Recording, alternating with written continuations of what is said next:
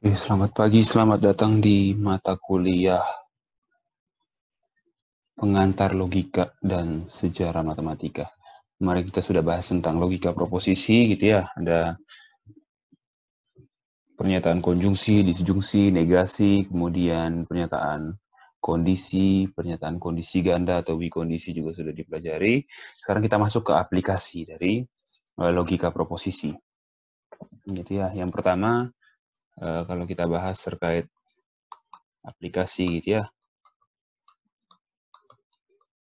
aplikasi dari logika proposisi. Yang pertama kita bahas itu, di situ bagian pertama yang disinggung adalah tentang itu ya, menerjemahkan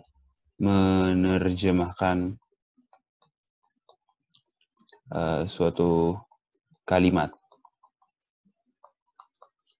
Nah, menerjemahkan suatu kalimat bagaimana maksudnya? Ya pasti bukan kalian cari artinya gitu ya dalam bahasa Inggris, arti dari kata yang dalam bahasa Inggris ke bahasa Indonesia bukan gitu ya, tapi Anda diminta untuk membahasakan secara matematis atau secara logis sesuai dengan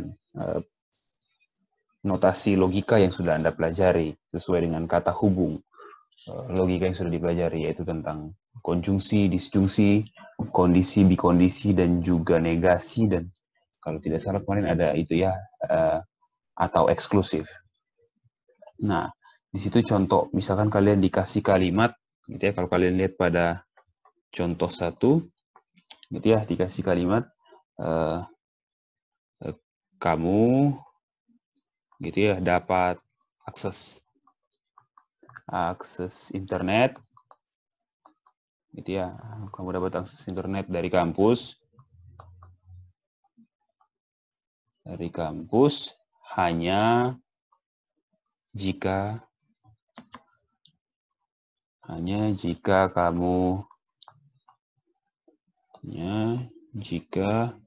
kamu mahasiswa jurusan computer science atau kamu bukan maba gitu ya. Nah, kalau kalian dikasih kalimat seperti ini, kamu dapat akses internet dari kampus hanya jika kamu mahasiswa jurusan computer science atau kamu bukan maba. Di sini ya kalau kita lihat ada beberapa kalimat, ada beberapa proposisi ya. Gitu. Yang pertama ada, nah kita notasikan dulu gitu ya. Proposisi yang ada menjadi suatu variabel gitu ya. Kemarin kita sudah pelajari tentang propositional variable. Yang pertama misalkan kita notasikan P. P itu apa? P itu kamu dapat akses internet gitu ya di kampus. Terus yang kedua, kalau kita lihat di sini ada apa? Kamu mahasiswa jurusan gitu ya.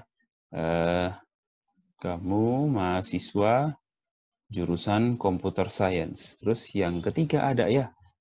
Kalimat apa di sini? Kamu bukan maba. Nah, di sini kita ambil kalimat positifnya. Gitu ya. Kita tidak ambil kalimat negatifnya. Negatifnya itu kan pakai bukan. Kita di sini ambil apa? Kamu maba. Itu biasanya kalau kita nyatakan suatu proposisi dalam proposisi variabel, kita ambil bentuk positifnya. Gitu ya. Nah, dari sini kita lihat kata hubungnya apa? Hanya jika. Berarti ini kan sama saja dengan apa? Ya, P. Jika P, maka sesuatu. Dan P-nya adalah kamu dapat akses internet di kampus. Nah, kita lihat di sini apa? Hanya jika kamu mahasiswa jurusan computer science atau kamu bukan maba. Berarti jika P, maka Q atau negasi R. Nah, seperti itu. Itu maksudnya kita menerjemahkan suatu kalimat menggunakan logika. Gitu ya. Nah, jadi itu diperhatikan baik-baik. Terus kemudian ada contoh 2. Contoh 2 dibilang apa? Kamu gitu ya. Kamu bisa main, mengendarai. Bisa naik gitu ya. Naik roller coaster. Roller coaster jika Bagaimana jika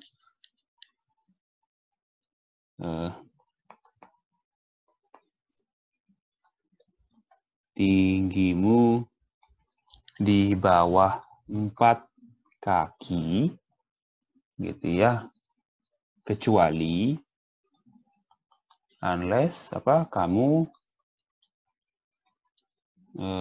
berumur 16 tahun ke atas. Gitu.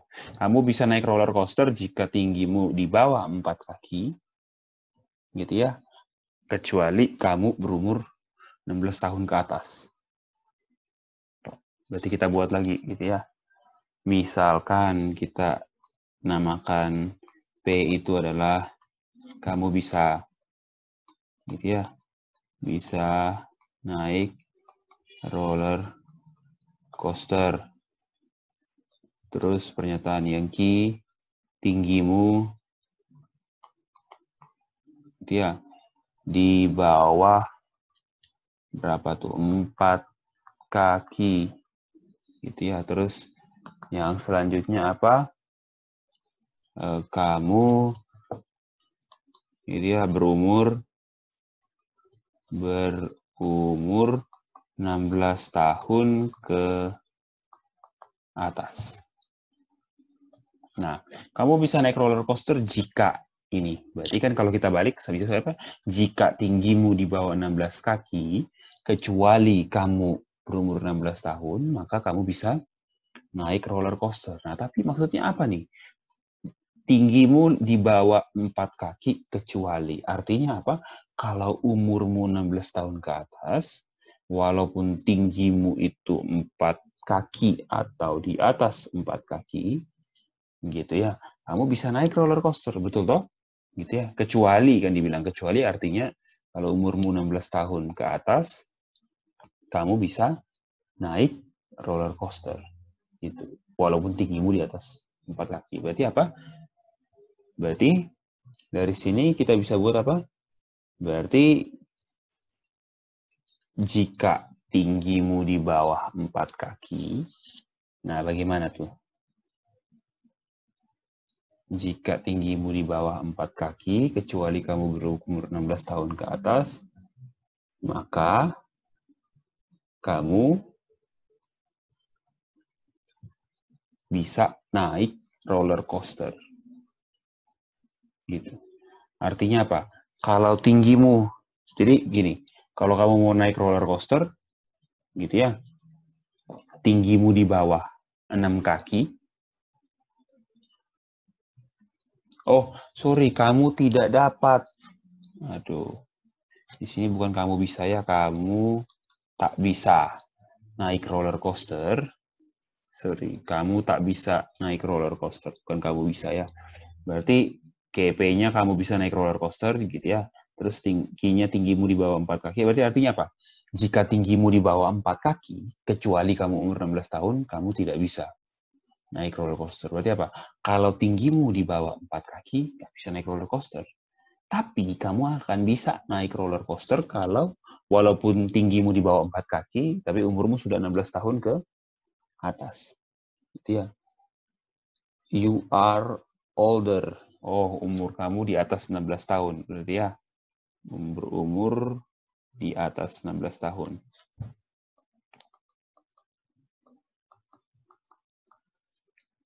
Ini juga sama ya, berumur di atas 16 tahun.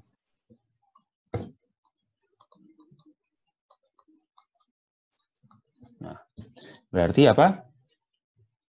Berarti tidak bisa naik roller coaster kalau apa? Kalau tingginya di bawah 4 kaki dan apa? Dan umurnya di bawah 16 tahun toh. Karena kalau tinggi kamu, lihat ya, di sini kita punya pernyataan tinggi di bawah 4 kaki, terus umur di atas 16 tahun. Tapi kita bilang kalau ininya benar, kalau ininya juga benar, maka apa? Apa yang terjadi? Kalau ini benar, maka dia kalau tingginya di bawah 4 kaki dan dia umurnya dan dia umurnya di atas 16 tahun, dia bisa toh, gitu ya. Tapi bayangkan kalau dia umurnya di bawah 16 tahun. 16 tahun ke bawah, artinya apa? Kalau dia umurnya 16 tahun ke bawah, gitu ya, berarti kita harus cek dulu tingginya bagaimana. Gitu kan? Gitu. Kalau umurnya 16 tahun ke bawah. Kalau tingginya, kalau umurnya di bawah 16 tahun atau di bawah 16 tahun, kalau tingginya masih di bawah 4 kaki, artinya dia tidak bisa naik roller coaster. Gitu kan? Berarti kalau sini kita lihat, ini kan sama saja dengan apa? Berarti pernyataan apa? Jika apa? Tinggimu, di bawah 4 kaki, kita pakai atau dan. Ataukah? Atau umurmu di atas 16 tahun? Kalau umurmu di atas 16 tahun, kamu pasti bisa naik. Berarti artinya apa?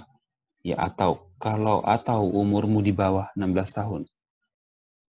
Atau artinya apa? Cukup salah satunya benar toh. Tapi di sini tidak ya. Kalau salah satunya benar di sini gitu ya. Kalau kita perhatikan di sini. Misalkan kalau ini salah gitu ya. Kalau ini salah artinya apa? Kalau negasi R salah artinya kita berumur 16 tahun atau di bawah 16 tahun. Terus gitu ya, kalau ini salah, ini benar, maka ini tetap benar. Gitu ya. Kalau ini benar, berarti artinya apa? Kita bisa naik roller coaster kan tidak ya? Gitu ya. Jadi di sini kita bukan pakai pernyataan atau, tapi apa? Kalau tinggi kita di bawah 4 kaki dan gitu kan? Karena bukan pilihan salah satu ya.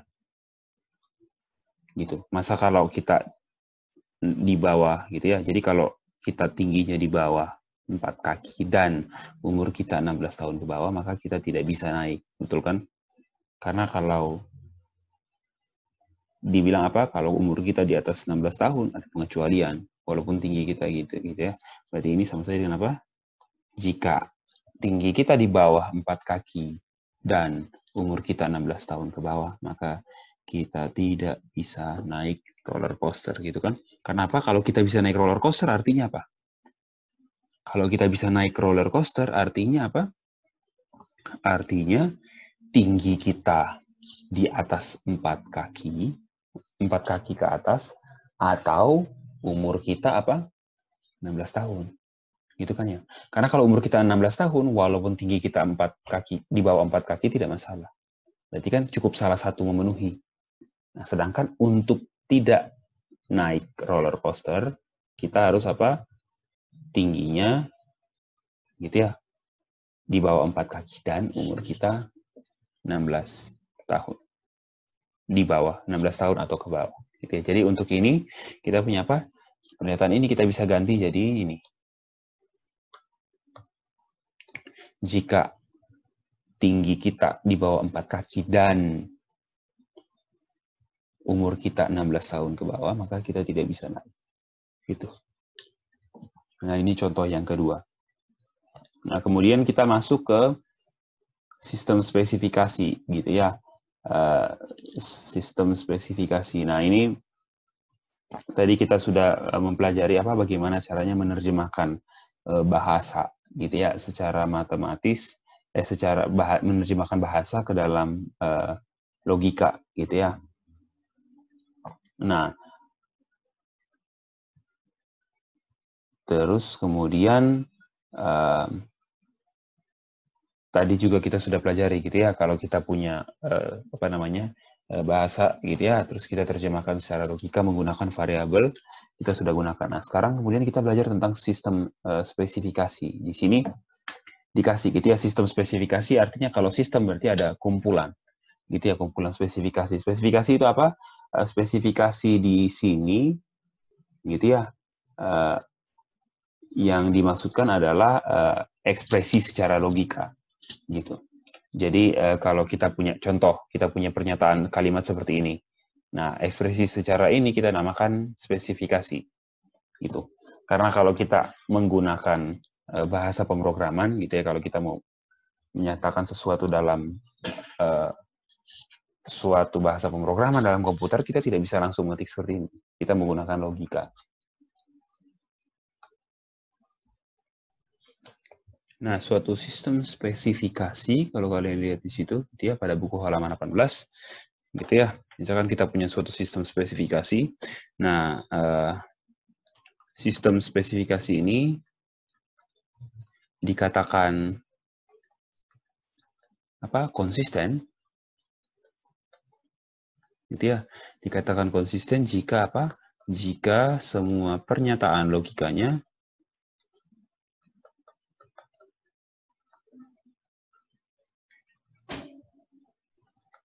memiliki satu kesimpulan yang sama.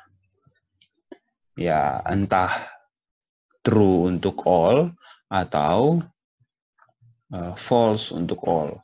Artinya ya kalau kita bisa false untuk all, berarti kita bisa buat true. Jadi kita cukup ambil yang true-nya saja.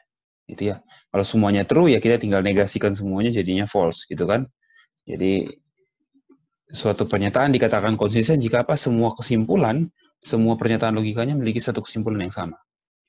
Contoh, misalkan kita punya 3 buah pernyataan. Pernyataannya gini.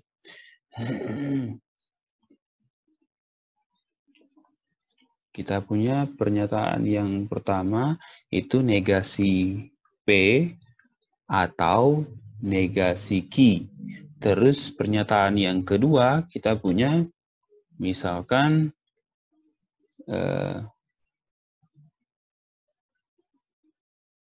negasi P. Gitu ya. Terus pernyataan yang ketiga misalkan kita punya itu adalah yang pertama ini P atau negasi Q.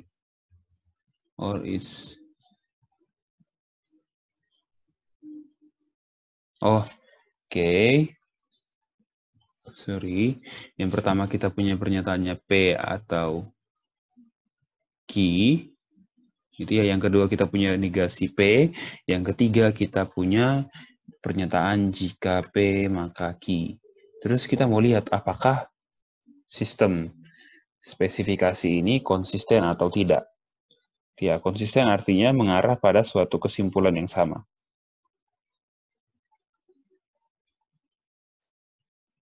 Nah, kita mulai. Kita punya pernyataan ini. Nah, sekarang kita mau buat kalau pernyataan logika ini, yang ada 3 ini, menjadi pernyataan yang nilainya benar. Nah, kita punya negasi P. Negasi P ini benar jika jika P-nya salah, gitu kan ya. Berarti untuk ini benar, untuk P-nya true, maka kita punya di sini negasi. Berarti kita punya kalau negasi P-nya true, maka P-nya harus false. Nah, kalau sekarang kita lihat P atau Q. P atau Q itu benar kalau Kalau salah satunya benar, atau dua-duanya benar. Nah, di sini kita sudah punya P itu false. Berarti untuk benar, Q-nya harus true. Benar kan ya? Baru pernyataan ini jadinya nilainya true. Terus ketiga kita cek, P maka Q. False maka true. Ya, berdasarkan definisi pernyataan bersyarat, ini true. Berarti apa? Dengan kita mengambil P-nya itu bernilai salah dan Q-nya bernilai benar, maka ketiga pernyataan ini punya suatu nilai yang konsisten, yaitu nilainya benar semua. Nah, ini artinya kita punya sistem spesifikasi yang konsisten. Nah, pertanyaannya, bagaimana kalau kita tambahkan satu lagi, P atau Q, negasi P, terus kita tambah negasi Q, dan P maka Q. Ya, kita tahu gitu ya, untuk negasi P benar, maka ini kalau ini mau true, maka maka P-nya false. Nah, untuk ini juga kalau mau negasi Q-nya kalau mau true, maka kita punya Q-nya harus false. Tapi kita lihat di atas ini false atau false ya jadinya false. Oh, berarti apa? Seperti ini, kalau kita punya P dan Q-nya false, gitu ya. Ini juga kalau false atau false, false maka false jadinya true. Nah, berarti dari sini apa? Kita punya ketidakkonsistenan. Kenapa? Dengan P dan Q bernilai false, ada yang benar, ada yang true, ada yang false. Jadi tidak konsisten ya. Berarti pernyataan ini apa? Inconsistent. Atau tak konsisten. Itu maksudnya. Suatu pernyataan konsisten atau tidak.